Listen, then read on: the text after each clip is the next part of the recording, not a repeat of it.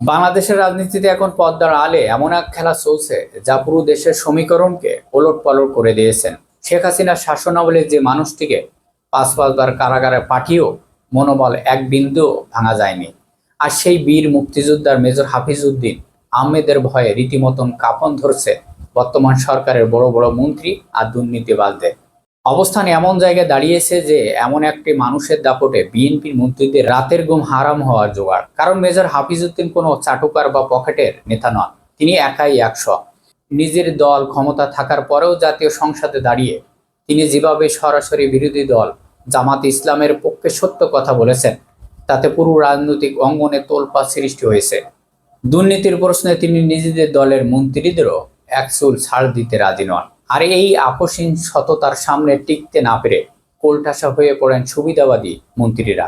তবে সবচেয়ে গুরুত্বপূর্ণ প্রশ্ন এখানেই, জাতীয় সংসদে স্পিকারের দায়িত্ব ছেড়ে দিয়ে মেজর হাফিজউদ্দিন এবার এক লাফে সরাসরি বঙ্গভবনে দেশের পরবর্তী রাষ্ট্রপতি হতে যাচ্ছেন। দলের ভিতরে সব কোন্দল আর গোপন ষড়যন্ত্র জাল ছিঁড়ে ফেলে প্রধানমন্ত্রী তারেক রহমান কি সত্যিই মেজর হাফিজউদ্দিনকে এই আসনে বসাতে চলেছেন? দুর্নীতিবাজদের কাফন ধরিয়ে তারেক রহমান আসলে দাবার বোর্ডে কি গোপন চাল চাচ্ছেন যা পুরো দেশের মানুষকে চমকে দেবে? এই গুঞ্জনের সূত্রপাত কিন্তু হঠাৎ করে হয়নি। দর্শক, কিছুদিন আগে শেরেবাংলার নগরের জাতীয় সংসদ ভবনের ভিতরে এমন এক নজিরবিহীন নাটকীয় ঘটনা ঘটে গেছে যা কেউ কখনো ভাবতে পারেনি। সেই দিন সংসদের ভিতরে তখন একদল পিনপতন নীরবতা, আর ঠিক সেই মুহূর্তেই তারেক রহমানের এক প্রভাবশালী নেতা হুট করে দাঁড়িয়ে বিরোধী দল জামাতের দিকে আঙ্গুল তুলে কড়াগড়ায় বক্তব্য দেওয়া শুরু করলেন। তিনি দাবি করে বসলেন বিরোধী দলের কোনো মুক্তিযোদ্ধা নেই। সংসদ কক্ষের ভিতরে এমন একটি উস্কানিমূলক বক্তব্য মুহূর্তের মধ্যে চারিদিকে উত্তপ্ত হয়ে পড়ে। তখন মনে হচ্ছিল হুট করে এই যেন হট্টগোল শুরু হয়ে গেল। কিন্তু স্পিকারের আসনে বসে থাকা মেজর হাফিজউদ্দিন মুখ বুজে থাকার মানুষ নন। তিনি বিন্দুমাত্র সময় নষ্ট না করে ঝড়ের গতিতে নিজের মাইক্রোফোন অন করলেন এবং কড়া ভাষায় সেই প্রভাবশালী নেতাকে থামিয়ে দিলেন। শুধু থামিয়ে দিলেন না, পুরো সংসদের সামনে বুক ফুলিয়ে বললেন, বিরোধী দলের এমন একজন বীর নেতা আছেন যার সাথে আমি 1971 সালে কাঁধে কাঁধ মিলিয়ে জীবন বাজি রেখে যুদ্ধ করেছি। স্পিকারের মুখ থেকে এমন কঠিন সত্য জবাব শুনে সেই নেতার মুখে যেন হারিয়ে গেল। তিনি রীতিমতন লজ্জায় মাথা নিচু করে চুপচাপ নিজের আসনে বসে পড়লেন। অন্যদিকে সরকারি দলের স্পিকার হয়েও এমন সত্য পক্ষে অবস্থান নেওয়া দেখে বিরোধী দল জামাত ইসলামের নেতারা খুশিতে টেবিল চাপড়িয়ে হাততালি দেওয়া শুরু করলেন। নিজে দলের ভিতরে এভাবেই সত্য প্রকাশ করার সাহস বর্তমান দেশের রাজনীতিতে খুবই বিরল। আর এই একটি ঘটনাই প্রমাণ করে দেয় যে মেজর হাফিজউদ্দিন রাজনীতির পুরো সব নোংরা ছক এক নিমেষেই ভেঙে চুরমার করে দিয়েছেন। মূলত এই একটি ঘটনার পর থেকে সরকারি দলের সুবিধাবাদী মন্ত্রীদের বুকে আসল ভয়টা ঢুকছে। তারা খুব ভালো করেই টের পেয়ে গেছেন এই লোকটিকে ভয় দেখিয়ে বা পুতুল নাচানো অসম্ভব। তাই এই কঠিন ব্যক্তিত্বর কারণে এখন অনেক বাগা বাগা মন্ত্রীরাও ওনার সামনে কথা বলতে ভয় পাচ্ছে। স্পিকারের চেয়ারে বসে তিনি এমন সব কড়া সিদ্ধান্ত নিচ্ছেন যা অতীতে কেউ কল্পনাও করতে পারেনি।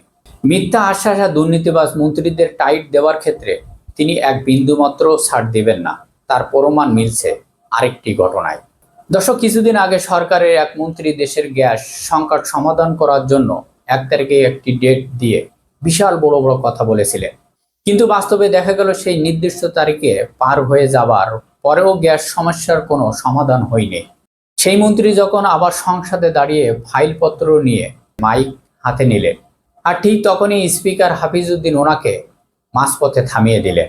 পুরো দেশের কোটি কোটি মানুষের সামনে ওনাকে এমন এক জবাব দিলেন যে মন্ত্রীর মুখ চূর্ণ হয়ে গেল। স্পিকার ওনাকে পরিষ্কার মনে করিয়ে দেন যে সংসদের পিছনে প্রতিটি মিনিটে জনগণের মাথার ঘাম পায়ে ফেলা ট্যাক্সের লক্ষ লক্ষ টাকা খরচ হয়। তাই এখানে দাঁড়িয়ে ফাঁকা বলি বা মিথ্যা আশ্বাস দেওয়ার কোনো সুযোগ নেই। জনগণের টাকা ছিনিমিনি খেলার অধিকার তিনি কাউকে দেননি। পরিস্থিতি এমন এক জায়গায় দাঁড়িয়েছেন যে প্রধানমন্ত্রী তারেক রহমানের প্রভাবশালী মন্ত্রীরাও এখন স্পিকারের সামনে গিয়ে কথা বলতে গেলে রীতিমতো ঘাম ঝরাতে শুরু করে। দর্শক, আমরা যদি মেজর হাফিজউদ্দিনের পিছনের ইতিহাস দেখি, দীর্ঘ 40 বছরের রাজনৈতিক জীবনে ওনার গায়ে দুর্নীতির দাগও কেউ লাগাতে পারেনি। আর ঠিক এই সততা আজ দুর্নীতিবাজদের গলার কাঁটা হয়ে দাঁড়িয়েছে। তারা ভালো করেই জানেন মেজর হাফিজউদ্দিনের মতন একজন পোড়া মানুষ যদি এবার রাষ্ট্রপতি চেয়ারে বসে যান, তবে তাদের রাজত্ব চিরতরে ধূলিসাৎ হয়ে যাবে। তাদের সব চুরি বাটপারি এক নিমেষেই বন্ধ হয়ে যাবে। ওনার সাহসিকতা গল্প শুধু দেশের ভিতরে সীমাবদ্ধ নয় দর্শক, সাবেক শেখ হাসিনার সেই কঠিন সময়েও ইরানে গিয়ে আমেরিকার মতন পরাশক্তি দেশের বিরুদ্ধে কথা বলে মেজর হাফিজউদ্দিন অসীম সাহস বুদ্ধি প্রমাণ দিয়েছিলেন।